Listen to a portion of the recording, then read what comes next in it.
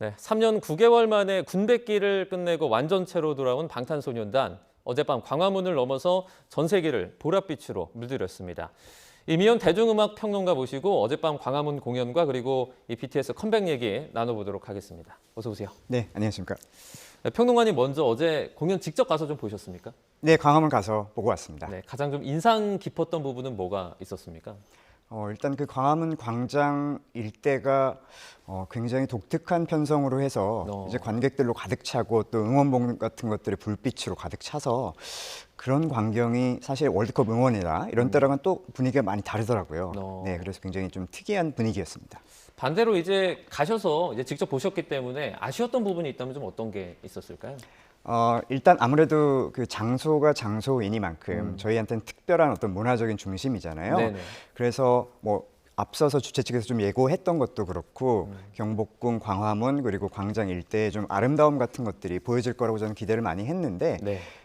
밤이기도 했고 여러 가지 조명 같은 것들이 무대에 많이 집중됐던 것 같아요. 그래서 이제 무대 자체는 굉장히 훌륭하고 멋졌는데 경복궁이라든지 또 광화문, 뭐 심지어 이제 그 공간 안에는 이순신 동상이라든지 뭐 세종대왕상 같은 것들이 있지 않습니까? 네네.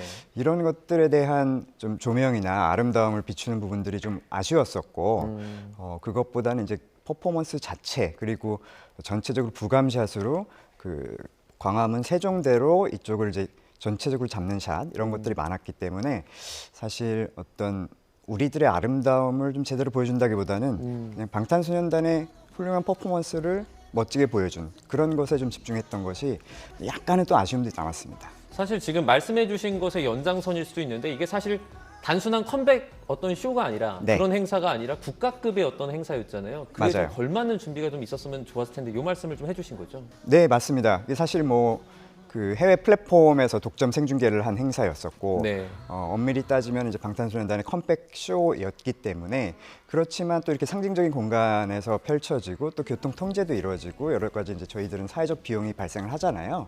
그런 것들을 감안했을 때는 아무래도 저희 정부라든지 지자체에서 좀 적극적으로 이 공연 준비 과정에 함께 좀 논의를 해서 이런 저희가 얻어갈 수 있는 부분들 이런 것들을 좀 함께 조명이 됐으면 어땠을까라는 생각이 들긴 했습니다. 그 현장에서 봤던 공연 말고 그 아미들, 그 팬들의 모습은 네. 좀 어땠습니까? 일단은 굉장히 다양한 국적, 얼핏 봐도 다양한 분들, 연령대까지도요. 너무 다양했었고 이분들이 멀리서 정말 이 방탄소년단의 거의 4년여 만에 컴백이지 않습니까? 네. 이런 것들을 지켜보러 왔고 실제로 이분들이 무대에 나타났을 때의 어떤 감격이라든지 또 신곡들도 처음 공개하는 무대였기 때문에 그것들을 뭐 바라보는 눈빛 또 오랜만에 이제 다시 선보이는 다이너마이트나 버터 같은 그런 히트곡들을 볼 때의 그런 뭐 이른바 떼창이라고 하죠. 이런 네. 것들 이런 것들이 다 정말 와, 이 케이팝의 위상이 다시 한번 오랜만에 확인되는 그런 순간이었습니다. 자, 잠시 언급을 해주셨는데 넷플릭스 통해서 전 세계 그 190여 개국에 이제 송출이 됐습니다. 네. 어떻게 보면 다른 공연과 비교를 했을 때 K-팝에 있어서 그 음악 역사에 좀 한 획을 그었다 이렇게 평가할 수 있을까요? 네, 아무래도 그 넷플릭스 입장에서도 굉장히 중요한 무대였었는데요. 왜냐하면 넷플릭스가 지금까지는 디지털 비디오 대여점 같은 역할을 해왔습니다. 이미 만들어져 있는 그런 영화, 뭐 드라마, 예능, 다큐 이런 것들을 이제 보여주는 네. 그런 역할이었었는데 최근에 이제 공을 들이고 있는 부분이 바로 이 라이브 스트리밍 부분이에요. 그래서 뭐 권투 경기라든지 프로레슬링 경기 뭐 이런 행사 같은 것들을 라이브 스트리밍을 조금씩 하기 시작했습니다. 근데 이번 방탄소년단의 무대를 통해서 처음으로 시도한 것이 바로 단일 가수의 단독 공연을 라이브 스트리밍으로 전 세계에 이제 송출을 한 게 이번 사례가 처음인데요. 그렇게 네. 보면은 넷플릭스의 입장에서도 굉장히 좀 의미가 있는 약간의 리트머스 시험지 같은 그런 무대였었고요. 어떤 대중문화의 어떤 흐름에 있어서 또는 미디어의 향방에 있어서도 앞으로 나아갈 길 같은 것들을 좀 보여주는 단초 같은 것이 됐기 때문에 상당히 중요한 의미를 갖는 무대였다 이렇게 볼 수 있을 것 같습니다. 어제 인파 관리에 정말 비상이 걸렸었는데 어제 행사가 원래 애초에 예상했던 한 20여만 명 정도보다는 적은 4만 명 정도 왔다 그래요. 네. 어떻게 보셨습니까? 사실 저는 좀 행사가 예고됐을 때부터 약간의 걱정을 했었어요. 어떤 걱정이죠?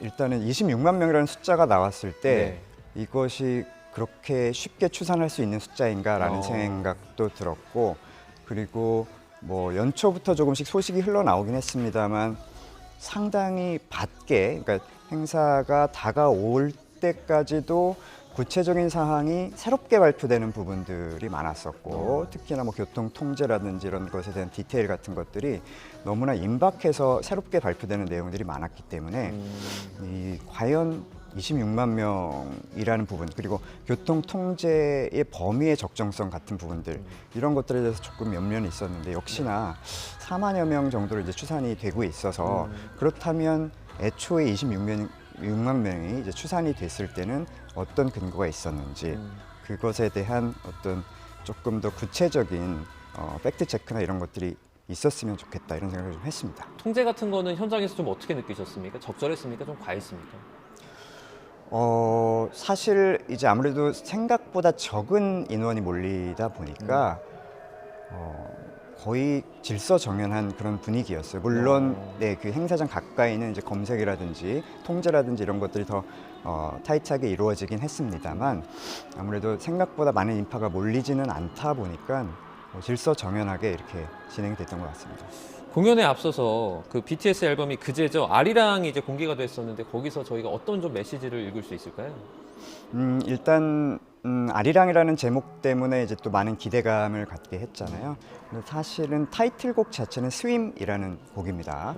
이 스윕이라는 곡은 100% 영어 가사로 이루어진 곡이고, 뮤직비디오도 공개가 됐습니다만은 미국 배우가 주연을 했고 또 포르투갈에서 촬영이 됐습니다. 그래서 이런 것들을 다 미루어 보면은 사실 타이틀곡 자체는 아리랑이라는 키워드에서 우리가 기대할 만한 것과는 좀 거리가 있다.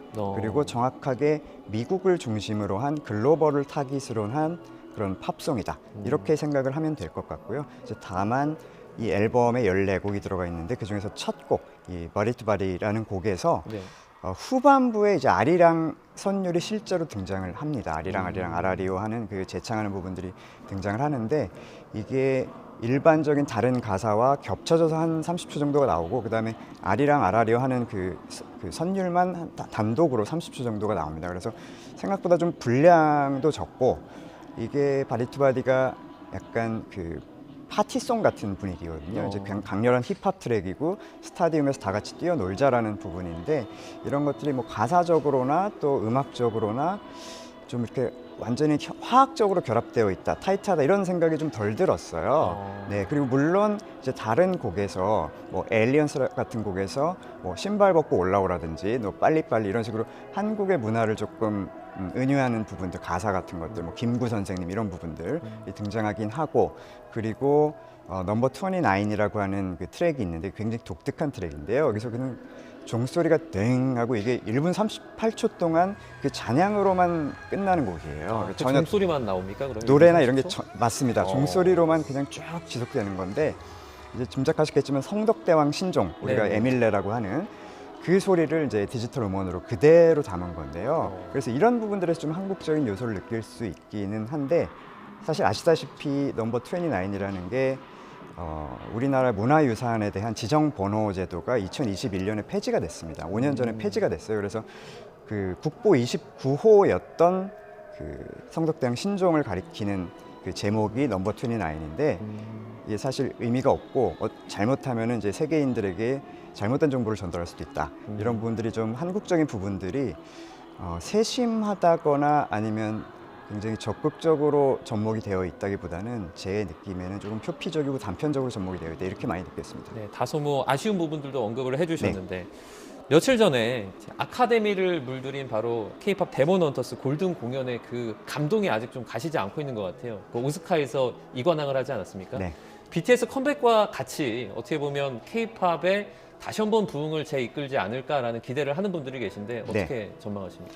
저 같은 경우에도 좀 놀란 게, 이제 뉴욕 타임스라든가 BBC라든가 이런 외신에서 인터뷰를 저하고 진행을 했는데, 네. 이런 시점들이 바로 BTS 컴백 쇼를 바로 앞두고였었어요. 그래서 그분들이 궁금해하는 것도 이번 BTS 컴백 쇼가 갖는 의미, 특히나 K-팝 씬에서의 의미, 그리고 차세대 슈퍼스타가 나올 수 있겠느냐, 파급 효과 또는 낙수 효과 같은 것들은 어떤 것이겠느냐, 이런 것들인데, 역시나 이런 부분들이 전 세계의 관심을 좀 받고 있다는 생각을 했습니다. 네. 자, BTX 노믹스라고 불리는 경제적인 파급력도 좀 눈길을 끌고 있는데 아무래도 BTS가 이제 월드 투어 나가게 되지 않습니까? 네. 전 세계적으로 이렇게 돌아다니면서 공연을 하면서 경제적인 가치도 많이 끌어올릴 수 있을 것 같아요. 네, 맞습니다. 이번 월드 투어에서 23개국 34개 도시 82회 공연을 하는데요. 네. 뭐 미주, 유럽, 아시아 굉장히 많은 곳을 돕니다. 이렇게 하다 보면은 경제 효과가 일단은 첫 번째는 티켓 매출이 있을 수 있고요. 그다음에 관련 상품 매출이 있을 수 있겠죠. 네네. 이런 것들은 직접적으로 이제 BTS 쪽으로 가져오는 것이고 또 해당 열리는 도시들에서 발생하는 여러 가지 교통, 숙박, 뭐 식음료 이런 여러 가지 효과, 수반이 되는 경제 효과들이 있습니다. 이런 것까지 하면 뭐 수조 원에서 수십조 원까지 추산이 된다. 이런 뭐 연구도 지금 벌써 나오고 있습니다. 네. 자, 저희가 마지막으로 자, BTS가 전 세계 음악계에 새로운 역사를 이제 개척했는데 짧게 한마디만 해주세요. 앞으로 BTS의 역사적인 행보는 좀 어떻습니까?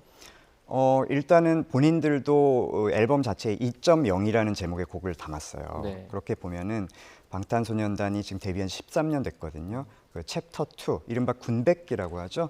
군 갔다 온 이제 공백기가 4년 정도가 됐었는데 실제로 챕터 2를 선언을 한 셈이고 K-팝 역시도 어떻게 보면 다른 챕터로 나아갈 수 있는 그런 기대감을 갖게 하는 그런 좀 역사적인 컴백이라고 볼 수 있을 것 같습니다. 네, 알겠습니다. 오늘 여기까지 듣도록 하겠습니다. 이미용 대중음악 평론가와 함께했습니다. 고맙습니다. 감사합니다.